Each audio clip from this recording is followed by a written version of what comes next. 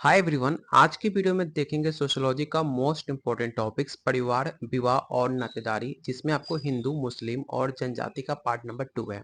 क्योंकि कल के वीडियो में इसका पार्ट 1 हमने कंप्लीट किया था। ये टॉपिक काफ़ी इंपॉर्टेंट है। अगर आप इसे अच्छे से कंप्लीट कर लेते हो तो आपके पेपर में 10 से 15 क्वेश्चन डिट्टो आपके पेपर में देखने को मिल सकता है। तो चलिए शुरू करते हैं आज का पहला क्वेश्चन। लेकिन उससे पहले अगर आप UPSC TRE 4 state second phase या झारखंड माध्यमिक आचार्य की तैयारी कर रहे हो, तीनों का नोटिफिकेशन बहुत जल्द आउट होने वाला है। अगर आप तैयारी सच में कर रहे हो, सीरियस हो, तो आपके लिए नोट्स कंप्लीट नोट्स दिया जा रहा है, जिसमें आपका सोशियोलॉजी का जो सिलेबस है 15 यूनिट का, उसे एक डिटेल में कवर करते हुए आपको 2000 से ज़्यादा टॉपिक वाइज क्वेश्चन आंसर, साथ में आपको अलग से एनसीईआरटी का क्लास 11-12 का चैप्टर वाइज क्वेश्चन आंसर दिया जा रहा है, जिससे आपका बीपीएससी और स्टेट में सबसे ज़्यादा क्वेश्चन पूछे जाते हैं। अलग से आपको 10 प्रैक्टिस सेट मिलेगा, जिससे आप अटेम्प्ट कर सकते हो। साथ में टॉपिक वाइज थ्योरी काफ़ी डिटेल में दिया जाएगा। हर एक पॉइंट को अगर इतना भी कंप्लीट कर लेते हो, वो भी जो आपका थ्योरी का पोर्शन होगा उसमें भी आपको टॉपिक वाइज क्वेश्चन मिलेगा। साथ में आपको प्रीवियस ईयर क्वेश्चन आपको सॉल्यूशन के साथ दिया जा रहा है, जिससे आप क्वेश्चन का पैटर्न समझ पाओगे। अगर आप 3-4 प्रीवियस ईयर क्वेश्चन जो अभी तक हुआ है बीपीएससी और स्टेट मिलाकर, अगर उसे भी कंप्लीट कर लेते हो, आपको उसमें से आपको 15 से 20 क्वेश्चन डिटो आपको देखने को मिलेगा। और साथ में आपको इसलिए मैं कह रहा हूँ कि डिटेल में आप पढ़ना। डिटेल में जब पढ़ोगे उसमें से भी क्वेश्चन आपका आने के चांसेस काफ़ी ज़्यादा होता है। साथ में आपको जो बीपीएससी की तैयारी कर रहे हैं, कंप्लीट उन्हें 150 मार्क्स का कंप्लीट नोट्स दिया जा रहा है, जिसमें GK GS, math, reasoning, language paper. जो स्टेट की तैयारी कर रहे हैं उन्हें भी कंप्लीट 150 मार्क्स का नोट्स मिलेगा, जिसके अंदर आपको arts of teaching and other skill मिलेगा। साथ में आपको सोशोलॉजी का ग्रुप मिलेगा, जिसके अंदर आपको डेली क्यूज और ग्रुप डिस्कशन किया जाएगा। ये सब कुछ मिलेगा कंप्लीट 501 रुपीज़ बैच के साथ, वीडियो के साथ। इसको लेने के लिए आप इस नंबर पे कॉल और व्हाट्सअप कर सकते हो, जो डेली बहुत सारे बच्चे ज्वाइन कर रहे हैं। अगर आप भी सीरियस हो तो इस नंबर पे कॉल और व्हाट्सअप करके इस बैच को ज्वाइन कर सकते हो। साथ में कोई भी डाउट होता है, आप मुझे डायरेक्ट कॉल व्हाट्सअप से बात भी कर सकते हो। खुद मैं आपको गाइड भी करूँगा कि इस टॉपिक पे ज़्यादा फोकस करना है, कैसे मैंने खुद का पेपर क्वालिफाई किया, हर एक चीज़ आपको डिटेल में बताया जाएगा। तो चलिए शुरू करते हैं आज का पहला क्वेश्चन। पहला क्वेश्चन है, निम्नलिखित में कौन प्राथमिक संबंधी नहीं है? पहला ऑप्शन है माता, पिता, चाचा या भाई। क्वेश्चन में पूछा गया प्राइमरी रिलेशन नहीं है। तो काफी आसान क्वेश्चन है। जो हमारे माता होते हैं, पिता और भाई, ये तीनों हमारे प्राइमरी रिलेशनशिप है। सबसे पहले हमें इन्हें मतलब बॉन्ड होता है, उसके बाद आपके चाचा आते हैं। तो प्राथमिक संबंध नहीं है, क्वेश्चन पूछा गया था, तो इसका राइट आंसर क्या होना चाहिए? तो ऑप्शन नंबर आपका सी हो जाएगा। इसे याद रखिएगा। एक परिवार में 8 प्रकार के प्राथमिक संबंधी हो सकते हैं, जिनमें से 7 रक्त से संबंधित होते हैं और एक विवाह से संबंधित होता है। मतलब जो प्राइमरी आपका प्राथमिक संबंध होते हैं, टोटल उसमें 8 प्रकार के होते हैं। एक प्रकार आपका अलग होता है, जिससे आप शादी और विवाह करते हो, उसे 8वां माना गया है। तो याद रखिएगा, चाचा से हमारा कोई सीधा संबंध नहीं है, ठीक है, इसलिए उसे हम प्राथमिक संबंध नहीं मानते हैं। तो ऑप्शन नंबर सी इसका राइट आंसर होगा। क्वेश्चन नंबर 20 आपको बताना है कि लेवीरेट विवाह क्या है। पहला ऑप्शन, द्विगत पति के भाई के साथ विवाह, ममेरे फुफेरे भाइयों बहनों के बीच विवाह, बहन की पुत्री के साथ विवाह या भाई के पुत्री के साथ विवाह। लेवीरेट विवाह, देखो मैंने स्टार्टिंग में इसलिए कहा था कि टॉपिक अगर अच्छे से कंप्लीट कर लेते हो, इसलिए मैंने आपको कल के वीडियो में बताया भी था कि इस टॉपिक से मैक्सिमम मैं आपको मिनिमम 100 क्वेश्चन में कराऊंगा, क्योंकि टॉपिक काफ़ी इंपॉर्टेंट है आपके पेपर में। सबसे ज़्यादा वेटेज क्वेश्चन अगर किसी टॉपिक से पूछा जाता है तो आपका टॉपिक ये है, इसलिए आप इसे अच्छे से कंप्लीट करना। तो आपको पता होगा लेवीरेट विवाह क्या है, क्योंकि मैंने कई बार अपने प्रैक्टिस सेट में आपको बताया भी है कि ऐसे जैसे कि आपके भाई हैं, ठीक है, और उनकी जो वाइफ है, मतलब ऐसा बहुत बार होता है जिसके पति एक्सपायर कर जाते हैं तो उनके छोटे भाई से शादी हो जाती है, ठीक है। जो घर में शादी हो जाए किसी के देहांत होने के बाद, उसे कहते हैं लेवीरेट विवाह, ठीक है। इसे याद रखिएगा, ऑप्शन नंबर ए। अगला क्वेश्चन आपको बताना है कि लेवीरेट से बोध होता है, क्या बोध होता है? पहला ऑप्शन है भाइयों और बहनों में विवाह, मृत पति के भाई उसकी विधवा स्त्री में विवाह, मामा के पुत्र के साथ विवाह, या ऑप्शन नंबर बुआ की लड़की के साथ विवाह। तो मैंने आपको जस्ट बताया था क्वेश्चन आपका सेम बिल्कुल नहीं है। ये आपको क्वेश्चन क्यों लग रहा है कि दोनों सेम है? दोनों सेम इसलिए लग रहा है क्योंकि ये अलग-अलग एग्ज़ाम में क्वेश्चन पूछे गए हैं। ये क्वेश्चन आपको यूपी पीजीटी 2021 में पूछा गया था और जो ये आपका क्वेश्चन नंबर 21 है, ये क्वेश्चन आपको देख सकते हो कितनी बार एग्ज़ाम में पूछा गया है। यूपी पीजीटी 2000, 2010, 2021 में पूछा गया है। राजस्थान में 2014 में पूछा गया है। यूपी डाइट में 2012 में पूछा गया है। और ये क्वेश्चन ऐसा नहीं है कि बीपीएससी में नहीं पूछा गया है। ये क्वेश्चन सेम आपको स्टेट में देखने को मिलेगा। 2023 में जो पेपर हुआ था स्टेट में, ये सेम क्वेश्चन आपको लेवरेट से पूछा गया था। ठीक है, तो इसे याद रखिएगा। लेवरेट जो आपके बड़े भाई होते हैं या फैमिली में जो विधवा औरत होती हैं, उनकी फैमिली में जो छोटे भाई होते हैं, बड़े भाई से शादी हो जाता है, उसे कहते हैं लेवरेट विवाह। इसे याद रखिएगा, option number B. Question number 22, जब एक हिंदू पुरुष अपने से उच्च वर्ग की स्त्री से विवाह करता है तो उसे हम क्या कहते हैं? प्रतिलोम, अनुलोम, देवर विवाह या शाली विवाह। एक सेम क्वेश्चन आपके एग्जाम में पूछा जा चुका है बीपीएससी में, जाकर आप चेकआउट भी कर सकते हो। सेम क्वेश्चन सेम लाइन आपके पेपर में पूछा गया है। मान लो कि अगर आपका कास्ट कोई छोट जाति का है, छोट जाति तो कोई होता नहीं है, सब इक्वल है, लेकिन जो आपके कुशवाहा हो गए, मैं अपने आप को ले लेता हूँ, ठीक है। मगर मेरा कंपेयर करोगे किसी और राजपूत से तो उसके कंपेयर में मुझे मेरा कास्ट छोटा होगा क्योंकि हम ओबीसी में आते हैं। जो जनरल कैटेगरी में आते हैं उसे उच्च जाति कह सकते हो। मानो आप ओबीसी के हो और आपको प्यार हो गया, आपको उच्च जाति जनरल कैटेगरी से, तो ऐसे विवाह को हम क्या कहेंगे? उससे विवाह को हम प्रतिलोम कहते हैं। याद रखना कि जब एक हिंदू पुरुष अपने से उच्च वर्ग की स्त्री से विवाह करता है उसे प्रतिलोम विवाह कहते हैं। हिंदू विवाह वैधता अधिनियम 1949 में आया था। इसे भी याद रखना कि 1949 में हिंदू विवाह वैधता अधिनियम आया था, जिसमें हिंदू विवाह अधिनियम 1955 के द्वारा अनुलोम एवं प्रतिलोम विवाह का वैध माना गया है। ठीक है, 1955 में जो कानून आया, उस कानून के हिसाब से आप छोटे कास्ट या बड़े कास्ट में शादी कर सकते हो, ऐसा आपका अधिकार देता है हिंदू विवाह अधिनियम। ठीक है, इसे याद रखना काफी इंपॉर्टेंट है। तो क्वेश्चन 22 का राइट आंसर जो होगा आपका ए हो जाएगा, प्रतिलोम। अब अगला क्वेश्चन आपको बताना है कि प्रतिलोम विवाह किसे कहते हैं। जस्ट मैंने आपको बताया था, ठीक है, कि प्रतिलोम विवाह क्या कहते हैं। तो प्रतिलोम विवाह किसे कहते हैं आपको ये बताना है। मैंने आपको जस्ट बता दिया है, तो इसमें किसी का भी कंफ्यूजन होना नहीं चाहिए। और आप देख सकते हो इस सवाल कितनी बार अलग अलग एग्जाम में पूछा गया है। मैं आपको बताना चाहूँगा, इसलिए मैंने कहा था ये काफ़ी इंपॉर्टेंट टॉपिक है। यूपी पीजीटी का एग्जाम जब भी हुआ है, चाहे 2000 हो, 2003, 4, 5, 9, 13, 16, 17, 16, 12, 14, 2005, काउंट नहीं कर सकते हो कितनी बार सेम क्वेश्चन कितनी बार पूछा गया है। प्रतिलोम विवाह किसे कहते हैं? तो मैंने आपको जस्ट बताया था कि प्रतिलोम विवाह किसे कहते हैं। ऑप्शन को ध्यान से पढ़ो, किसी का भी गलती होना नहीं चाहिए इस क्वेश्चन में, क्योंकि हर एक मैंने काफ़ी डिटेल में बताया था।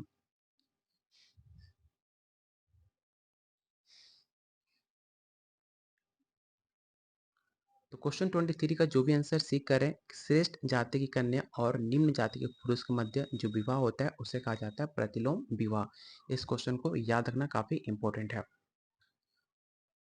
अगला क्वेश्चन है, एक निम्न जाति के पुरुष का एक उच्च जाति की महिला से हिंदू विवाह समाज में क्या कहलाता है? देखो ये क्वेश्चन जो सेम क्वेश्चन है, ठीक है, लेकिन वो सारे क्वेश्चन आपके यूपी में पूछे गए थे। ये क्वेश्चन सेम आपको हरियाणा 2020 में देखने को मिलेगा पीजीटी में।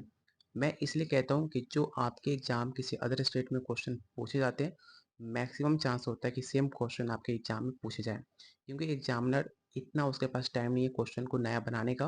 वो कहीं ना कहीं क्वेश्चन आपके किसी अदर स्टेट से कॉपी करता है। आपके स्टेट में 37 स्टेट है, तो कहीं ना कहीं एग्जाम से, और कितने मल्टीपल एग्जाम होते हैं एक सब्जेक्ट के, तो हर एक एग्जाम का क्वेश्चन काफ़ी बार आपकी सर्कुलेट होते हैं, कॉपी होते हैं किसी और एग्जाम में। इसलिए आपको एक क्वेश्चन काफ़ी इंपॉर्टेंट है, इसे याद रखिएगा। इसे क्या कहते हैं? तो प्रतिलोम विवाह कहते हैं। इसमें गलती मत करना, ऑप्शन नंबर डी। अगला क्वेश्चन आपको बताना है कि हिंदू विवाह के निम्नलिखित प्रकारों में कौन सा प्रकार प्रशस्त कोटि का विवाह नहीं कहा गया है। एक और बेहतरीन क्वेश्चन है। पहला ऑप्शन है ब्रह्मा, देव, गांधो या आर्ट्स। इस क्वेश्चन को भी याद रखना काफी इंपॉर्टेंट है।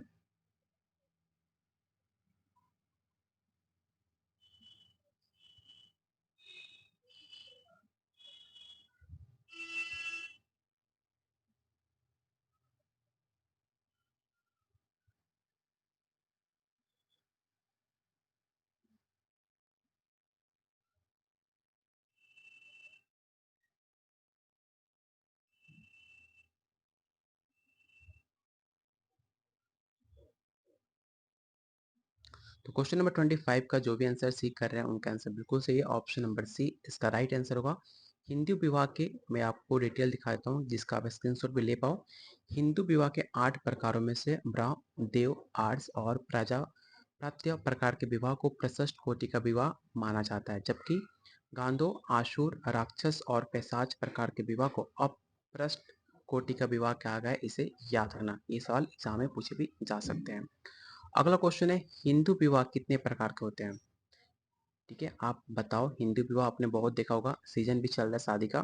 तो आप मुझे बताओ कि कितने प्रकार के हिंदू विवाह होते हैं और आपने कितनी प्रकार का हिंदू विवाह सुना भी है? केवल 1, 4, 8 या 10? इसमें जिसका भी गलती होगा ध्यान से सुनना। आपका ध्यान वीडियो पे है नहीं ना मेरी बातों पे है, बस आप टाइम पास कर रहे हो इतना समझना। क्योंकि जस्ट मैंने आपको बताया था हिंदू विवाह 8 प्रकार के होते हैं।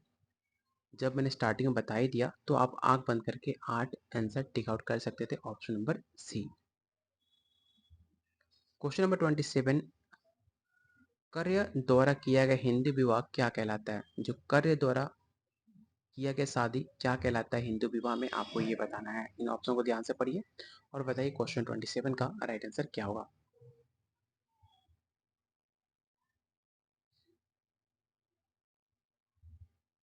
तो उसे कहते हैं अशुर विवाह। क्रय द्वारा किया गया हिंदू विवाह अशुर विवाह कहलाता है, जिसमें वर कन्या पक्ष को कुछ वधु मूल्य देकर वधु प्राप्त किया जाता है। ऐसे विवाह को प्रचलन संपूर्ण जनजाति भारत में होता है, जिसे नगा जनजाति वधु मूल्य का प्रचलन माना जाता है। तो क्वेश्चन 27 का जो राइट आंसर होगा ऑप्शन नंबर सी होगा। अगला क्वेश्चन आपको बताना है कि किसने परिवार के निम्नलिखित 2 प्रकार सुझाए हैं। पहला ऑप्शन है जनिमत परिवार, दूसरा प्रजनन परिवार। मतलब ये परिवार के 2 प्रकार किसने सुझाए थे, आपको ये बताना है इन ऑप्शन के अकॉर्डिंग। तो एक होता है आपका फैमिली ऑफ ओरिएंटेशन, दूसरा होता है फैमिली ऑफ प्रोक्रेशन।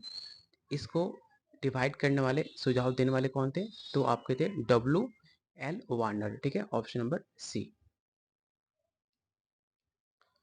क्वेश्चन नंबर 29 आपको बताना है कि जीपी मुरडाक के अनुसार द्वितीयक नातेदारी की श्रेणी के अंतर्गत कितने नातेदार आते हैं?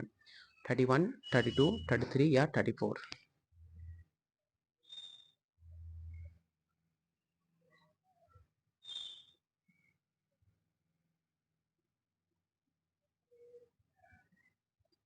देखो, क्वेश्चन अगर आपसे पूछ ले प्राइमरी में, सेकेंडरी में या टर्टियरी में, प्राथमिक में कितने होते हैं? प्राथमिक में, प्राइमरी में या प्राथमिक बोलो, इसमें टोटल नंबर ऑफ नातेदारी आते हैं 8। ठीक है, सेकेंडरी में कितने आते हैं? सेकेंडरी में आपका 33 आता है। तृतीयक में कितने आता है? तृतीयक में टोटल 151 आता है।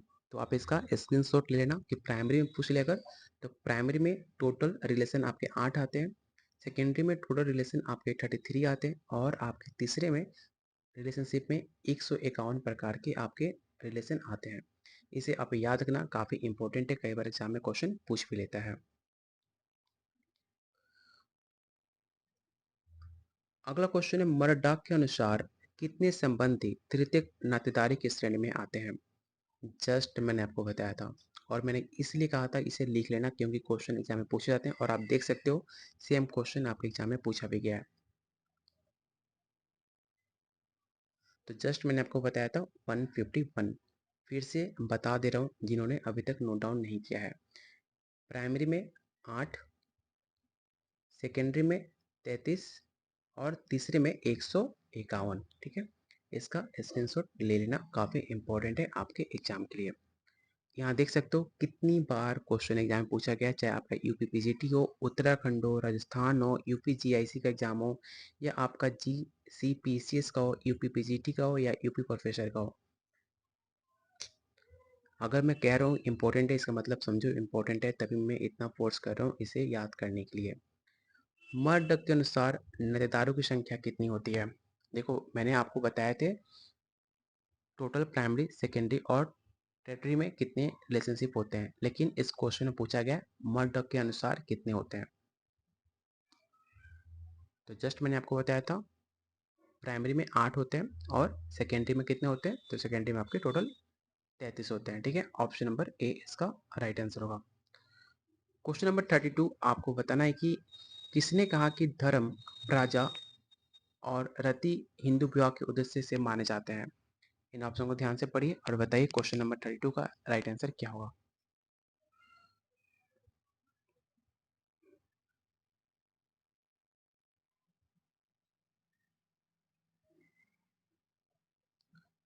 तो क्वेश्चन नंबर 32 का जो राइट आंसर होगा ऑप्शन नंबर आपका सी होगा कि एम कपाड़िया। ठीक है, अगला क्वेश्चन आपको बताना है कि आणविक परिवार और गृहस्थ परिवार की अवधारणाएं किसने विकसित की है? पहला ऑप्शन है जिमरमैन, चार्ल्स कूले, पी एच प्रभु या रॉबर्ट बिरस्टेड। और आपसे रिक्वेस्ट रहेगा कि जिन्होंने अभी तक वीडियो को लाइक नहीं किया है प्लीज़ वीडियो को लाइक करना, क्योंकि काफ़ी एफर्ट काफ़ी टाइम आपके लिए हम स्पेंड करते हैं, आपका एग्ज़ाम अच्छा जाए। कोशिश हमारी यही रहती है कि आपको बेहतरीन क्वेश्चन दिया जाए जिससे आपके पेपर में क्वेश्चन देखने को मिले। तो प्लीज़ वीडियो को लाइक करना। अगर आपको थोड़ा बहुत भी आपके स्टडी में हेल्प मिल रहा है मेरे वीडियो से तो प्लीज़ वीडियो को लाइक करके आप हमारे मोटिवेशन को बढ़ा सकते हो, जिससे आपके लिए और हम बेहतरीन से बेहतरीन क्वेश्चन खोज कर लाएंगे जिससे आपके एग्जाम में हेल्प हो पाए। तो प्लीज़ जितने लोग वीडियो देख रहे हो उतने लाइक वीडियो पे होने चाहिए, तो प्लीज़ वीडियो को लाइक आप सब कुछ करना। क्वेश्चन नंबर 33 का जो भी आंसर ए कर रहे हैं उनका आंसर बिल्कुल सही है, जिमरमैन। याद रखना, पारिवारिक स्वतंत्रता का अस्त्र का विश्लेषण करके जिमरमैन ने निम्नलिखित 3 बुनियादी पारिवारिक प्रकारों की पहचान की है। पहला कौन होता है? तो पहला आपका है ट्रस्टी परिवार, दूसरा है आणविक परिवार और तीसरा है आपका गृहस्थ परिवार। इसे याद रखना, काफी इंपॉर्टेंट है।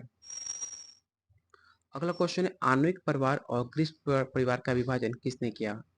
तो जस्ट आपको ऊपर देख ही रहे हो किसने किया है, बताया किसने? जिमरमैन ने। तो इसका राइट आंसर भी क्या होना चाहिए? जिमरमैन होना चाहिए, क्योंकि आणविक और गृहस्थ परिवार ट्रस्टी परिवार का विभाजन किसने किया? तो जिमरमैन ने किया। इसे राइट आंसर होना चाहिए ऑप्शन नंबर ए। देखो क्वेश्चन कैसे भी पूछ ले, लैंग्वेज को चेंज करके चाहे कैसे भी, लेकिन आपको लैंग्वेज नहीं देखना है, क्वेश्चन समझना है कि क्वेश्चन में क्या पूछ रहा है, उसके अकॉर्डिंग आपको आंसर टेक आउट करना है, ना कि बस आप देख लोगे क्वेश्चन को अलग पूछ लिया तो आप कंफ्यूज होकर गलत आंसर टेक आउट मत कर देना। क्वेश्चन समझना है, क्वेश्चन में क्या पूछ रहा है, क्वेश्चन समझ जाओगे आसानी से आंसर बता पाओगे। अगला क्वेश्चन है व्यास्टिक परिवार की अवधारणा किसने प्रस्तुत की है? मर्डॉक, जिमरमैन, एमिल दुर्कीम या वार्नर।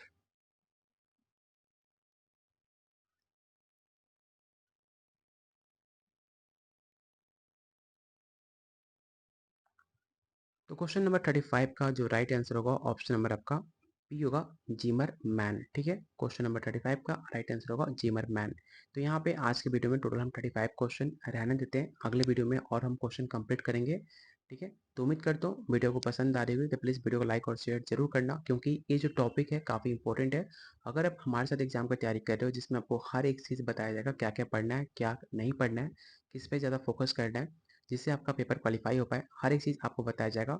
जो 500 में कंप्लीट बैच मिलेगा जिसमें आपको हर एक सिलेबस अकॉर्डिंग 2000 से ज़्यादा question, NCERT 10 practice set, topic wise theory, previous year question answer, GK GS, math, reasoning, arts of teaching, हर एक टॉपिक काफ़ी डिटेल में सिलेबस अकॉर्डिंग मिलेगा, चाहे आप बीपीएससी की तैयारी कर रहे हो चाहे स्टेट या झारखंड माध्यमिक आचार्य हो। मैं आपको खुद बताऊंगा किस टॉपिक पे ज़्यादा फोकस करना है, क्या नहीं पढ़ना है, क्या ना पढ़कर टाइम अपना वेस्ट मत करना, क्योंकि देखो पेपर हर कोई क्वालिफाई कर सकता है। मैं ये नहीं कहता कभी भी कोई पेपर क्वालिफाई नहीं कर सकता, हर कोई पेपर क्वालिफाई कर सकता है, लेकिन जो खुद से मेहनत करता है अगर उसको गाइड मिले तो काफ़ी शॉर्ट टाइम में पेपर क्वालिफाई कर सकता है। अगर आपको गाइड नहीं मिल रहा तो थोड़ा टाइम लगेगा, थोड़ा सा टाइम टेकिंग होगा और आपका पेपर क्वालिफाई होगा। लेकिन इलेक्शन हो जाने के बाद आप जो टाइम बचेगा, बिहार में इलेक्शन होने वाला है, इसके बाद वैकेंसी आएगी कि नहीं आएगी कोई नहीं जानता। इलेक्शन टाइम है, इस टाइम जो वैकेंसी आ जाएगी वो आप समझो इसमें आपने नौकरी ले ली, आपका भविष्य संवर जाएगा। अगर इस बार नौकरी नहीं ली तो भगवान जाने अगली वैकेंसी कब आएगी। आप देख सकते हो झारखंड झारखंड में क्या हाल चाल है, झारखंड में कितने टाइम से वैकेंसी आ रही है लेकिन आ नहीं रही है। ठीक है, तो ऐसा मौका दोबारा नहीं मिलेगा, सीरियस होकर पढ़ लो, अच्छी मौका है इस पर नौकरी लेने का, जो आप इस नंबर पे कॉल व्हाट्सएप करके ले सकते हो। तो मिलते हैं बहुत जल्द अगले वीडियो में, तब तक के लिए कीप वॉचिंग, कीप शेयरिंग।